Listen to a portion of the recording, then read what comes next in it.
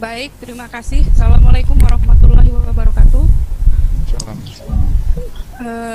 Yang saya hormati Bapak Profesor Dr. Hasim Purba, yang saya hormati Bapak Dr. Abdul Hakim Siagian, yang saya hormati moderator Bapak Dr. Mustafa Kamal Rokan, yang saya hormati Bapak Dekan Universitas Medan Area, Bapak Rizkan Suryadi, yang saya hormati Bapak Wakil Dekan Universitas Medan Area, dan teman-teman, rekan-rekan dosen yang hadir pada forum diskusi kita pagi hari ini.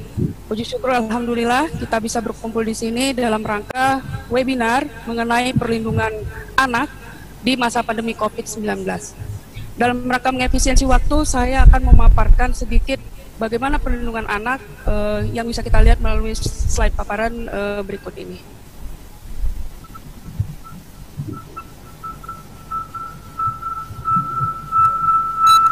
Baik, saya di sini akan berusaha menerangkan sesuai dengan waktu yang diberikan bagaimana sebenarnya perlindungan anak pada masa COVID-19 dalam aspek hukum dan HAM, karena ini merupakan bidang kajian saya, khususnya di bidang hak asasi manusia. Perlu Bapak Ibu ketahui, sebenarnya masalah anak ini berkaitan sekali dengan masalah hak asasi manusia, karena kita tahu bahwa hak asasi manusia itu pada dasarnya adalah hak yang paling inheren, yang paling melekat pada diri manusia, yang tidak boleh dibedakan dalam konteksnya sebagai rasnya, agamanya, bangsanya, maupun jenis kelaminnya. Dan ini sudah diatur di dalam Undang-Undang Nomor 39 Tahun 1999 tentang hak asasi manusia. Bapak Ibu sekalian perlu memahami sifat daripada hak asasi manusia itu sebenarnya antara lain adalah inherent, artinya dia melekat pada dirinya sendiri. Kemudian dia sifatnya universal, berlaku bagi seluruh umat manusia. Juga sifatnya inalienable, tidak bisa diingkari sebagai hak yang dimiliki oleh semua umat manusia. Dan juga indivisible, dia tidak bisa dibagi. Juga interdependent, dia saling bergantung satu dengan yang lainnya, artinya kita semua saling membutuhkan. Bapak Ibu sekalian, ketika kita membicarakan perlindungan hukum, maka kita harus merujuk pada pasal 1 daripada Deklarasi Universal Hak Asasi Manusia. Di mana di sini dalam pasal 1 dikatakan bahwa semua manusia dilahirkan merdeka dan setara dalam martabat dan hak-hak mereka, dan mereka dikaruniai dengan akal serta nurani dan harus saling bergaul dalam semangat persaudaraan. Nah, ini sudah diatur di dalam pasal 1 dari Deklarasi Universal Hak Asasi Manusia. Kemudian juga kita lihat di dalam pasal 28B ayat 2 dikatakan bahwa setiap anak berhak atas kelangsungan hidup, tumbuh dan berkembang serta hak atas perlindungan dari kekerasan dan diskriminasi. Sampai di sini saya ingin mengecek dulu apakah layar sudah kelihatan di sini Bapak Ibu? Dari moderator sudah kelihatan layarnya ya? Sudah. Sudah ya, baik, oke. Kemudian Bapak Ibu, ketika kita berbicara mengenai hak anak, satu yang harus kita pedomani bahwa anak itu juga merupakan masalah yang tidak lepas dari hak asasi manusia.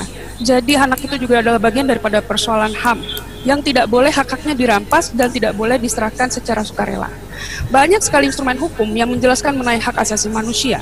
Antara lain yang pertama adalah Deklarasi Universal Hak Asasi Manusia, kemudian juga Konvensi tentang Hak Anak, kemudian yang ketiga adalah Konvensi Jenewa 1949 tentang perlindungan terhadap korban perang, kemudian yang keempat adalah Konvensi daripada International Labour Organization, yaitu konvensi yang mengatur tentang buruh, di mana di situ ada bagiannya yang menjelaskan tentang larangan-larangan terhadap bentuk-bentuk pekerjaan terburuk bagi anak.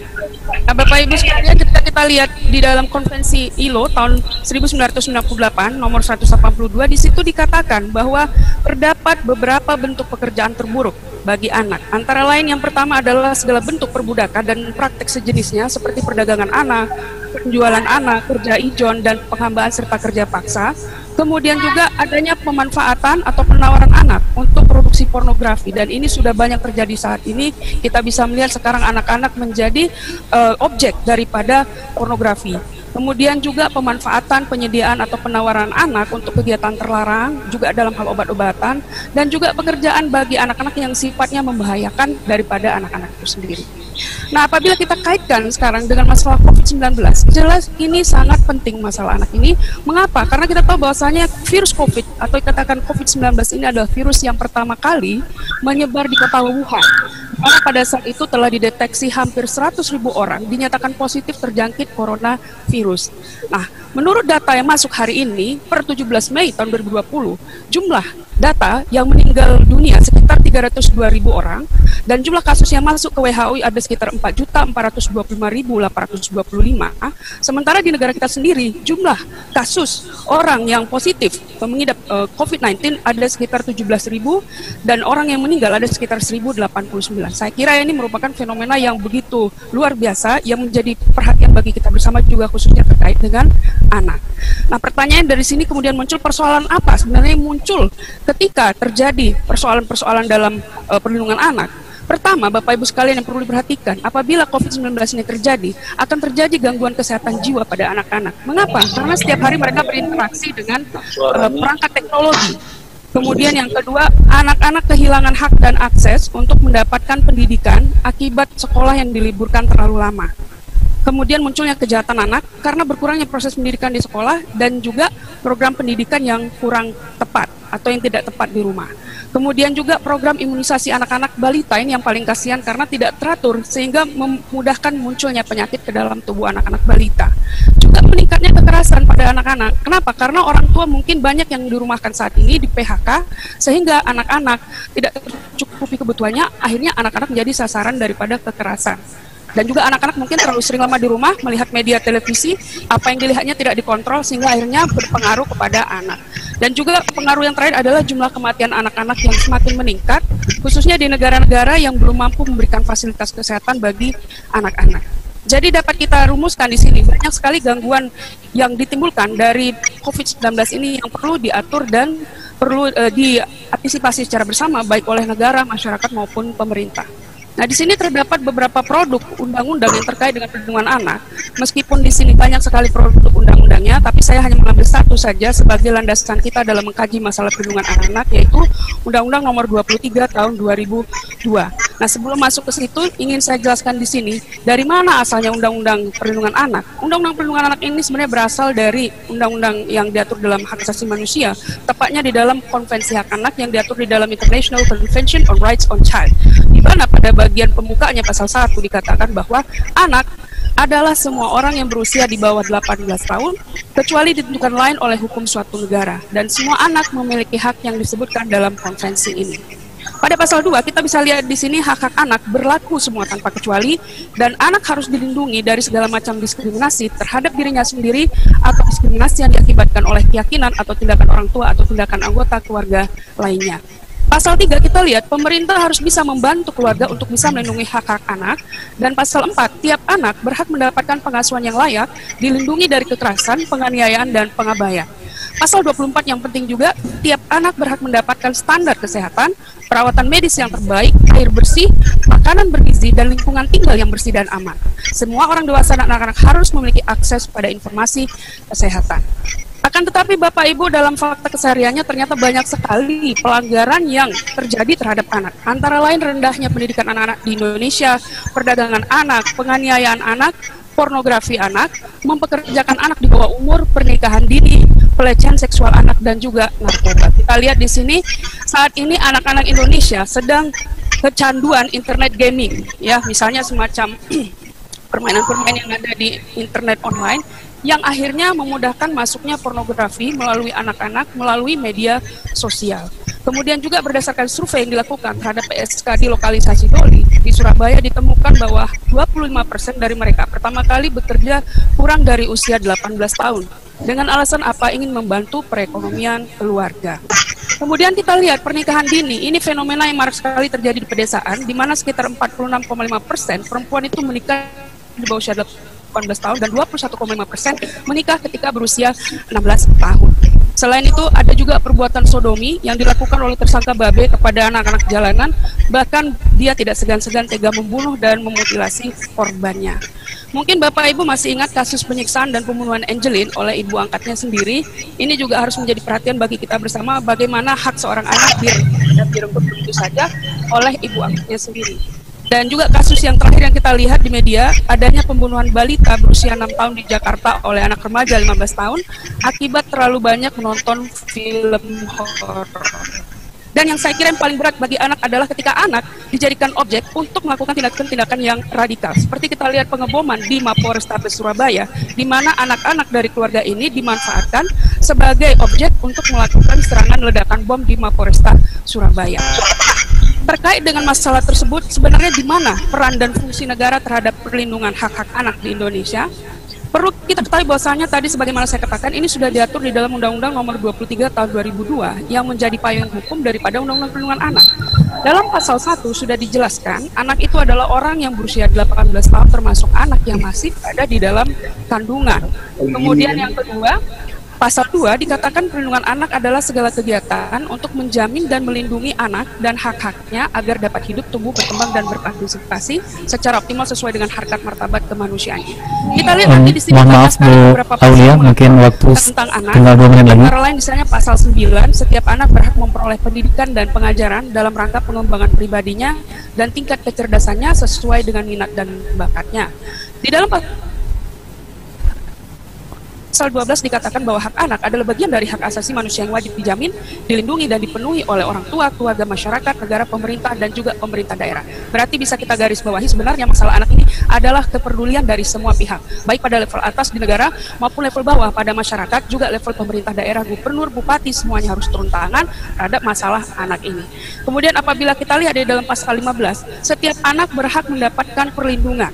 Dari apa? Dari penyalahgunaan dalam kegiatan politik, dari pelibatan dalam sengketa bersenjata, dari pelibatan dalam kerusuhan sosial, dari pelibatan dalam peristiwa yang mengandung unsur kekerasan, pelibatan dalam peperangan, dan juga dari kejahatan-kejahatan seksual. Nah, di dalam pasal 15 juga dikatakan apa yang dimaksud kekerasan anak. Kekerasan itu adalah setiap perbuatan yang berakibat timbulnya kesengsaraan, penderitaan secara psikis, seksual, atau penelantaran, termasuk ancaman untuk melakukan perbuatan perampasan kemerdekaan secara melawan hukum. Inilah yang banyak sekali dialami oleh anak-anak Indonesia yang rentan mengalami kekerasan. Terlebih lagi dengan adanya wabah COVID-19, saya khawatir anak-anak Indonesia semakin rentan terkena kekerasan, baik dari orang terdekatnya maupun orang-orang yang ada di sekitarnya. Oleh karena itu, upaya yang dilakukan pemerintah, kita lihat di dalam pasal 20, negara, pemerintah, masyarakat, keluarga, wajib dan bertanggung jawab terhadap penyelenggaraan perlindungan anak.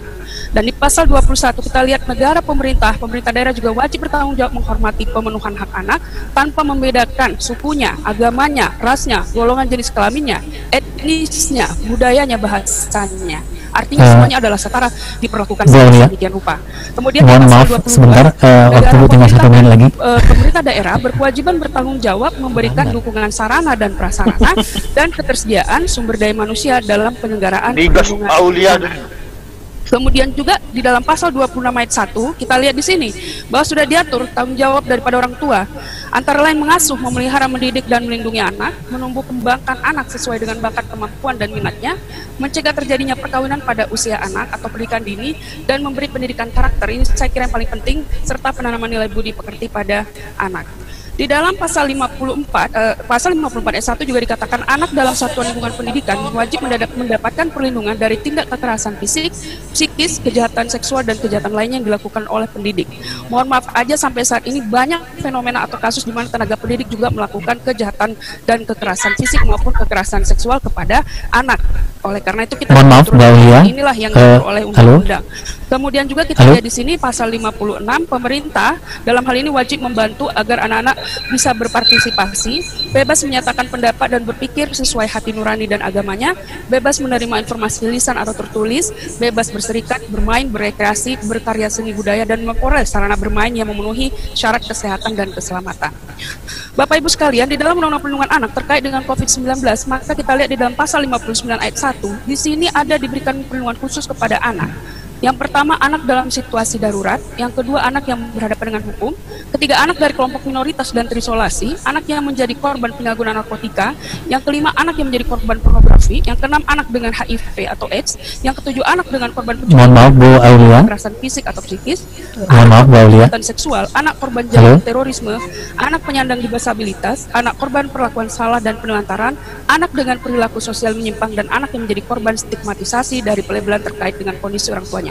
Bila kita merujuk pada pasal 59 ayat 1 Undang-Undang Perlindungan Anak, sebenarnya situasi wabah COVID-19 ini bisa masuk dalam kategori poin A, bahwa anak-anak Indonesia saat ini dalam situasi darurat, yaitu darurat bencana non-alam, antara lain bencana wabah COVID-19. Oleh karena itu, diperlukan perlindungan khusus kepada anak-anak, antara lain penanganan yang cepat, termasuk memberikan pengobatan dan rehabilitasi fisik, psikis, dan sosial, adanya pendampingan psikososial pada saat pengobatan sampai pemulihan, Kemudian pemberian bantuan sosial bagi anak yang berasal dari keluarga yang tidak mampu dan pemberian perlindungan dan pendampingan pada setiap proses peradilan. Ini yang perlu dilakukan oleh negara, pemerintah daerah, mohon maaf, Pak Aulia, juga dibawa ke masyarakat, RT RW juga sebagian juga harus semuanya terlibat dalam rangka memberikan pemulihan psikososial kepada anak-anak yang terkena wabah COVID-19. Nah, sebagai penutup saya di sini berikan pasal 60 bahwa anak dalam situasi darurat sebagaimana yang disebutkan dalam pasal 59 ayat 2 itu adalah anak yang menjadi pengungsi, anak korban kerusuhan, anak dengan korban bencana alam. Bisa katakan juga di sini anak dengan korban bencana non alam seperti wabah COVID-19 yang kita rasakan saat ini bersama. Dan yang terakhir adalah anak dalam situasi konflik bersenjata. Kenapa demikian? Anak sering dilibatkan dalam konflik bersenjata sehingga muncullah tentara-tentara anak, dan ini banyak terjadi di negara-negara yang sedang konflik seperti di Rwanda ataupun di Afrika. Menutup perbincangan kita hari ini, terdapat beberapa pesan yang ingin saya sampaikan kepada Bapak Ibu sekalian, juga kepada pemerintah dan juga negara dalam hal ini. Perlindungan anak di masa pandemi COVID-19 itu adalah tanggung jawab kita bersama, baik negara, Pemda, pemerintah kabupaten kota, aparat penegak hukum, TNI dan Polri juga, masyarakat, tokoh adat, ulama, dan yang paling penting adalah keluarga sebagai benteng atau garda terdepan dalam melindungi anak. Dan perlindungan anak ini bukan masalah yang sepele Bapak Ibu, tapi ini menyangkut hajat hidup anak-anak yang harus terus dijaga dan dilestarikan. Ketidakpedulian kita, khususnya negara dan masyarakat serta keluarga pada anak, jelas akan memunculkan kekerasan anak, kesehatan jiwa dan mental serta fisiknya, sehingga dapat berpotensi mengakibatkan kematian pada anak-anak dan merenggut hak hidup anak. Dan juga peran keluarga terhadap anak di rumah. Untuk ibu-ibu sekalian yang ada di sini, mungkin rekan-rekan dosen sekalian, bagaimana peran keluarga terhadap anak di rumah? Tanamkan nilai agama serta ilmu pendidikan yang baik terhadap anak, tanamkan nilai-nilai karakter yang baik pada anak, berikan anak kesempatan untuk mengeksplorasi hal-hal yang positif, tumbuhkan bakat dan minat dalam bidang olahraga dan seni, ajarkan teknologi pada anak dengan metode yang tepat guna, dan tanamkan cinta dan kasih sayang agar anak-anak kita ini tumbuh menjadi anak-anak yang humanis, bukan anak-anak yang sadis yang banyak kita lihat di media massa. Mari kita jaga dan kita lindungi anak-anak Indonesia dari segala macam gangguan, ancaman dan tantangan dari dalam maupun dari luar, karena keselamatan anak-anak Indonesia adalah tanggung jawab kita bersama. Demikian paparan yang dapat saya sampaikan. Sekian dan terima kasih. Semoga bermanfaat bagi kita semuanya. Wassalamualaikum warahmatullahi wabarakatuh.